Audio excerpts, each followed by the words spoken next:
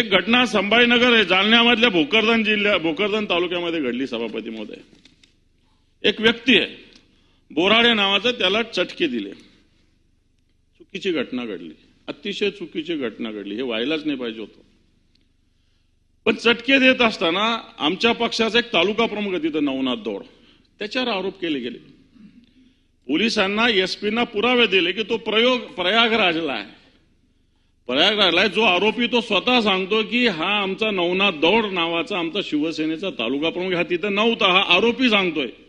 त्याचे तिकीट आहे, प्रयागमध्ये असलेलं त्याचं आहे, रस्त्याचं पेट्रोल भरलं, मला वाटतं तो बाय रोड गेलेला, त्याची बायको त्याच्यासोबत, त्याची मुलगी त्याच्यासोबत। आणि असं असताना फक्त राजकीय पक्ष, सत्ताधारी राजकीय पक्षाच्या दबावाखाली येऊन तो शिवसेनेचा तालुका प्रमुख आहे आमच्या पक्षाचा म्हणून त्याच्यावर गुन्हा दाखल होतो सभापती महोदय।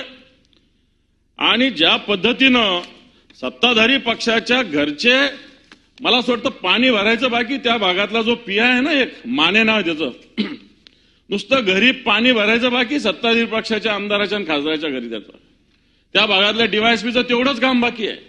यांनी सांगायचं आणि त्यांनी गुन्हे दाखल करायचे। फक्त तिथले जर गुन्हे तपासले सभापती महोदय, राजकीय हेतून प्रेरित होऊन जो भारतीय जनता पार्टीच्या विरोधात जाईल त्याच्यावर गुन्हे दाखल करा आणि त्याला सरेंडर करा आणि त्याला भारतीय जनता पार्टीत समावेश करा। ही कोणती पद्धत आहे सभापती महोदय?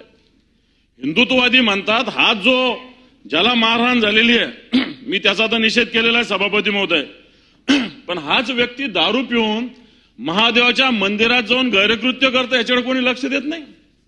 आपण हिंदुत्ववादी सरकार म्हणता आणि त्या महादेवाच्या मंदिरात जाऊन दारू पिऊन ज्या पद्धतीनं त्याची वर्तणूक आहे त्याच्याकडे हिंदुत्ववादी दुर्लक्ष करतात।